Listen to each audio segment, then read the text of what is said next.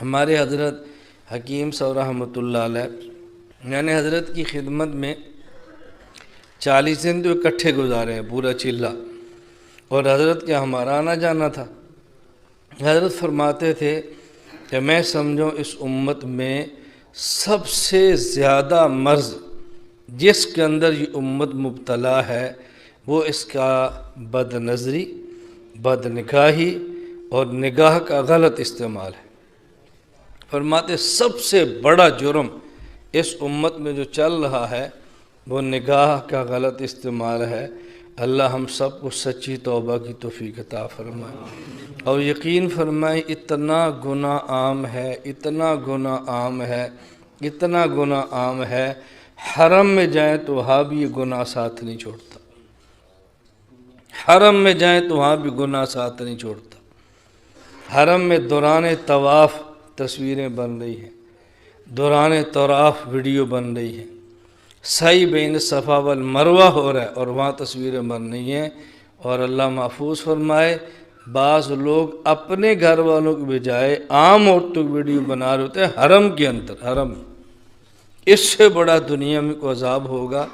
تو اس وقت سب سے بڑا جو فتنہ دنیا میں چل رہا ہے وہ ہماری نگاہ اور نظر کا فتنہ ہے، اور جب اس پر آدمی تھوڑا سا کنٹرول کرے تو اس پر بھی حدیث مبارک سن لیں۔ ظاہر ہے جب جتنا بڑا فتنہ ہوگا اس کا علاج کریں گے اور فتنے کے خلاف کام کریں گے، انعام بھی اتنا بڑا ہوگا نا۔ حدیث پاک میں ہے رسول اللہ صلی اللہ علیہ وسلم نے ارشاد فرمایا، حدیث قدسی ہے۔ حدیث قدسی کسے کہتے ہیں؟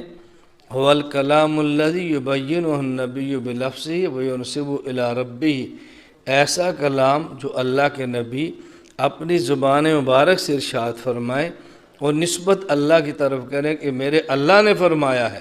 حدیث قدسی میں اللہ فرماتے ہیں النظر سہم من سہام ابلیس مسموم، کہ یہ نگاہ شیطان کے زہریلے تیروں میں سے ایک تیر ہے۔ زہریلے تیروں میں، زہریلے تیر کا کام کیا ہوتا ہے؟ تیر لگے اور بڑا زخم نہ جس سے بندہ مرے تو زہر سے بندہ مر جاتا ہے، یہ زہریلا تیر ہے شیطان کا۔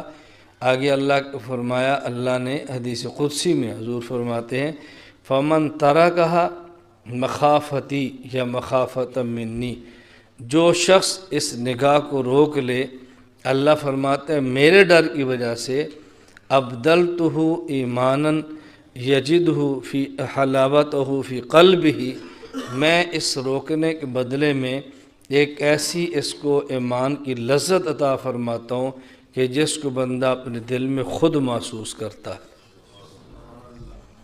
بس آنکھ کو روک لے، اللہ دل کو حلاوت عطا فرماتے ہیں کہ اس کو انسان خود محسوس کرتا ہے۔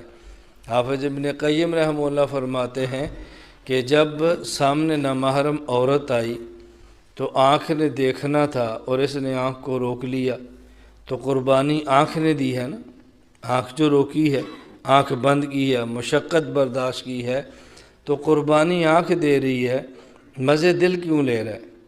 حلاوت ایمانی اللہ دل کو کیوں عطا فرماتے ہیں؟ فرماتے وجہ یہ ہے کہ آنکھ آپ بند کرتے ہیں لیکن چوٹ دل پہ لگتی ہے، تکلیف دل کو ہوتی ہے، چونکہ چوٹ دل پہ لگی ہے، انعام اللہ دل کو دیتے ہیں، بصارت کی قربانی ہم دیتے ہیں، بصیرت کی نعمت اللہ عطا فرماتے، اور بصارت کی نعمت چھوٹی ہے اور بصیرت کی نعمت بڑی ہے۔